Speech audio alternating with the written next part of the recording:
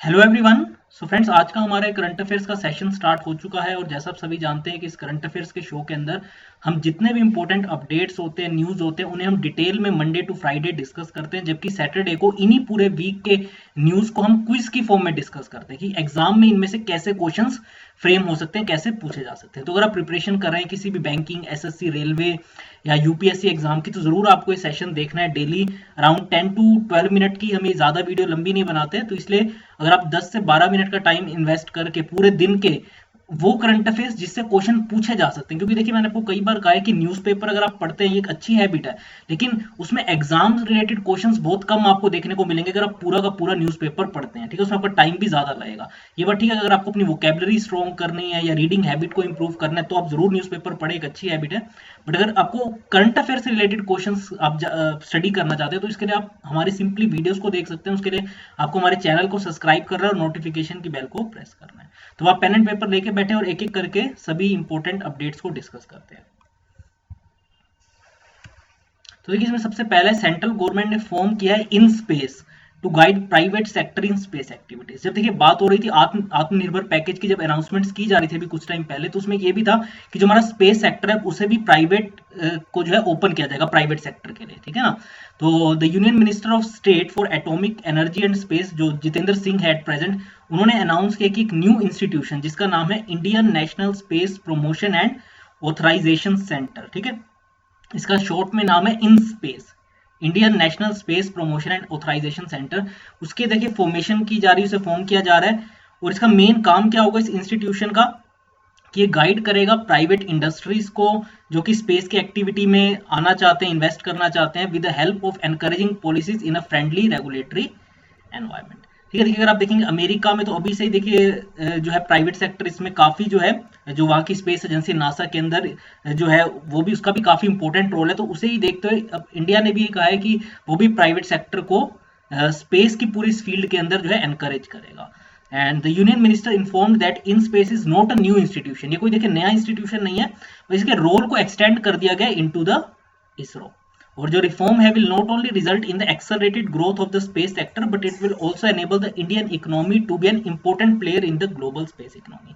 इससे क्या होगा कि देखिए जब प्राइवेट सेक्टर इसके अंदर आएगा तो जो कोई दूसरी कंट्री की भी कोई इंपॉर्टेंट सैटेलाइट होगी, कुछ भी लॉन्च करना हो, तो उसके अंदर भी जो हमारा प्राइवेट सेक्टर है वो इंपॉर्टेंट रोल प्ले करेगा। तो इसे एक तरीके की ग्लोबल स्पेस इकोनॉमी में इंडिया को हेल्प मिलेगी। ठीक है, तो आप देख सकते हैं ये इसरो का लोगो है, आप सभी ने पता ही होगा आपको ऑलमोस्ट।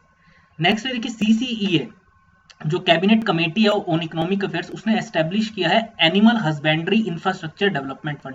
इसकी भी अनाउंसमेंट देखिए, जब आत्मनिर्भर पैकेज की बात हो रही थी जो अनाउंस किया गया था उसके अंदर इसकी बात की गई थी। तो cabinet committee on economic affairs, जिसको देखिए प्राइम मिनिस्टर ने चेयर किया था, उन्होंने अप्रूव कर दिया setting up of animal husbandry infrastructure development fund यानी AHIDF, जो अराउंड 15,000 करोड़ रुपीस का ये फंड है।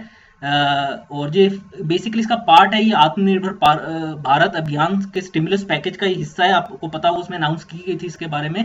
सो उसी का ये पार्ट है that was announced by finance minister Nirmala Sitharaman to revive economic growth. और इकोनॉमिक ग्रोथ को रिवाइव करने के लिए आपको पता है जो एनिमल हस्बेंड्री है वो एक काफी इंपॉर्टेंट रोल प्ले करता है ये।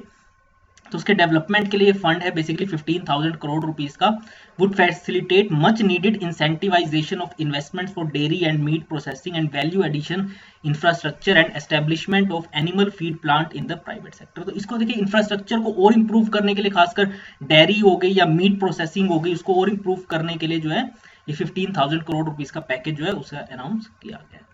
तो ये देखिए इस तरीके से आजकल आप देखते होंगे कि जितनी भी इंपॉर्टेंट मीटिंग्स होती है कैबिनेट की, वो इसी तरीके से सोशल डिस्टेंसिंग को ध्यान में रखते हुए जो है ऐसे ही ऑर्गेनाइज की जा रही है। नेक्स्ट देखिए मूडी जो है, जो कि देखिए क्रेडिट रेटिंग एजेंसी है, उसने प्रोजेक्ट किया कि इंडिया की जो जीडीपी है वो लगभग 3.1% से जो है श्रिंक करेगी 2020 इसी ईयर में, क्योंकि आपको पता है लॉकडाउन की वजह से इंडियन इकोनॉमी पे इसका काफी असर पड़ा है। देखिए वैसे तो वर्ल्ड इकोनॉमी पे ही पड़ा है, लेकिन इंडिया की भी अगर बात करें तो पर्टिकुलरली, तो मूडी का कहना है कि जो इन्वेस्टर सर्विस है, जैसे मैंने बताया क्रेडिट रेटिंग एजेंसी है, इसने प्रोजेक्ट किया है कि इंडिया की जो इकोनॉमी है 2020 के अंदर 3.1% से कॉन्ट्रैक्ट करेगी, यानी जो हमारी ग्रोथ रेट है वो माइनस में रहने वाली है इस बार। So while it pegged India's annual growth at 0.2% in April, जबकि अप्रैल की अगर बात करें तो उसमें इन्होंने कहा है कि भारत की ग्रोथ जो है वो 0.2% रहेगी। और ये फोरकास्ट जो है has been sharply revised after taking into consideration the disruptions due to coronavirus pandemic. तो देखिए इंडिया की पहले जो एनुअल ग्रोथ इन्होंने 0.2% कही थी, बट अब ये भी है कि क्योंकि लॉकडाउन की वजह से जो है इंडिया की इकोनॉमी ऑलमोस्ट श्रिंक करने वाली है 3.1% से, जबकि इन्होंने अभी भी 2021 के लिए जो इनकी प्रोजेक्शन है वो है कि इंडिया की इकोनॉमी 6.9% की ग्रोथ रहने वाली, जो कि देखिए एक पॉजिटिव चीज है, यानी हमें उम्मीद कर सकते हैं नेक्स्ट ईयर जो है वो अच्छा रहने वाला है हमारी इकोनॉमी के लिए। और उन्होंने ये भी कहा है मूडीज ने कि इस साल जो 2020 में सिर्फ चाइना ही एक ऐसी कंट्री है, is the only G20 country to post growth this year, जो कि जहां पे पॉजिटिव ग्रोथ रहने वाली है, यानी जीडीपी जो है उनकी पॉजिटिव रहने वाली है। क्योंकि आपको बता दें कि चाइना ऑलमोस्ट अब कोरोना वायरस से के इफेक्ट से बाहर आ चुका है, और उनकी सिर्फ एक ही ऐसी प्रोविंस थी, एक ही ऐसी सिटी थी जो कि थी वुहान, जहाँ पे सबसे ज्यादा इसका इफेक्ट था, जबकि बाकी पूरी की पूरी जो कंट्री है, चाहे वो हम बात करें बीजिंग हो गया, शंघाई हो गया, हांगकांग हो गया, वो लगातार वहां पे सारे काम चल रहे थे। तो जबकि इंडिया की अगर हम बात करें तो इंडिया में देखिए पूरा लॉकडाउन लगाया गया था अराउंड ये 31 to 40 डेज का, तो पूरा लॉकडाउन था। उसके बाद धीरे धीरे जो है इकोनॉमी को ओपन किया गया, और अभी भी देखिए हमारी बहुत सारी चीजें अगर आप देखेंगे, चाहे वो ट्रांसपोर्ट सेक्टर हो गया वो अभी तक पूरा खुला नहीं है, टूरिज्म हो गया, हॉस्पिटैलिटी हो गया, सब चीजें अभी भी अफेक्टेड है। तो ये देखिए मूडीज का आप देख सकते हैं, ये वहाँ की जो एजेंसी है उसकी ये ऑफिस है, उसकी फोटो है। नेक्स्ट है जो सीबीडीटी यानी central board of direct taxes, उसने एक्सटेंड कर दिया last date for filing income tax return for 2019-20 till 30th of November. तो 30th ऑफ नवंबर तक इसकी डेट को एक्सटेंड कर दिया गया। तो इसके बारे में और भी कुछ चीजें अनाउंसमेंट है, उसके बारे में मैं बता देता हूँ। So the Central Board of Direct Taxes (CBDT) has extended time limit for filing of original as well as revised income tax returns for 2018-19 till 31st of July this year। जहां तक देखिए अगर हम बात करें ओरिजिनल जो revised income tax returns जो लोग फाइल करते हैं 2018-19 के फाइनेंशियल ईयर के, उसको देखिए 31 जुलाई तक बढ़ाया गया, जबकि जिनको इनकम टैक्स रिटर्न लेना है, ठीक है, जिन्होंने ऑलरेडी दे रखा है बट अब उन्हें रिटर्न लेना है, तो उसकी डेट जो है due date for filing income tax return वो देखिए 2019-20 की अगर हम बात करें तो 30 नवंबर तक उसकी डेट को बढ़ा दिया गया। डिसीजन इसीलिए आपको पता है जो डिफिकल्टीज लोग फेस कर रहे हैं इस कोविड-19 पैंडेमिक की वजह से। So in order to provide relief to small and middle class taxpayers, CBDT has extended the due date for payment of self assessment tax up to the limit of 1 lakh rupees, तो उसको भी 30 नवंबर तक बढ़ाया गया। इसके अलावा जो आधार और पैन की लिंकिंग की बात कर रहा है सीबीडीटी काफी टाइम से, उसको अगले साल तक यानी 2021 तक 31 मार्च तक उसकी डेट को भी बढ़ाया गया।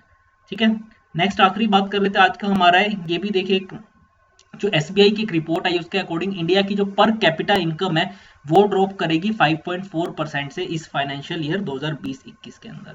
सो according to the latest report by the economic wing of State Bank of India, जो कोविड-19 पैंडेमिक है उसकी वजह से जो हमारी पर कैपिटा इनकम जिसकी मैं बात कर रहा था, इंडिया पर कैपिटा इनकम, वो देखिए 5.4% से जो है इस फाइनेंशियल ईयर 2020-21 में गिरने वाली है। It will be decrease to 1.43 lakh from 1.52 lakh in financial year 20। ठीक है, और जो डिक्लाइन है पीसीआई यानी पर कैपिटा इनकम में जो है is higher than the nominal GDP decline of 3.8%। और सबसे ज्यादा जो स्टेट्स इससे अफेक्टेड रहने वाली है, जहाँ की सबसे ज्यादा पर कैपिटा इनकम गिरेगी, उसमें दिल्ली है, चंडीगढ़ है, गुजरात है, जो सबसे ज्यादा इससे वर्स्ट अफेक्टेड है, और 15.4%, 13.9% और 11.6% रिस्पेक्टिवली यहाँ पे पर कैपिटा इनकम में फॉल रहने वाला है। और दो इंपॉर्टेंट इसके जो स्टैटिक पॉइंट्स है वो एसबीआई के एट प्रेजेंट चेयरपर्सन कौन है, वो रजनीश कुमार है, और हेडक्वार्टर क्या है इसका एसबीआई का मुंबई है। तो आप देख सकते हैं इसकी तरह हमारी जो पर कैपिटा इनकम है उसमें जबरदस्त एक जो है गिराव इस बार देखने को मिलेगा। तो उम्मीद है कि देखिए जैसे जैसे इसका अभी तो देखिए यहाँ पे इंडिया में इसका लगातार स्प्रेड बढ़ ही रहा है, बट एक बार जब पीक आने के बाद ये कम होगा या इसकी मेडिसिन आ जाएगी या इसका वैक्सीन आ जाएगी, तो एक, क्योंकि देखिए ऐसा नहीं है कि जिन कंट्रीज ने अपनी इकोनॉमी को खोला भी है, चाहे हम बात करें ईरान की, आप बात कर ले, टर्की की बात कर ले, अमेरिका की बात कर ले, वहां फिर से जो है वायरस का स्प्रेड तेजी से शुरू हो चुका है। तो किस तरीके से ओपन करना है, रिवाइव इकोनॉमी को करना है, ये सभी कंट्रीज के लिए एक चैलेंज है, बट उम्मीद करते हैं जल्द से जल्द इशू भी सॉल्व होगा। तो आज की इस वीडियो में इतना ही, जरूर इसको शेयर कर दे अपने फ्रेंड्स तक और चैनल को सब्सक्राइब करना ना भूलें। तो आज की इस वीडियो में इतना ही friends, thanks a lot for watching this video.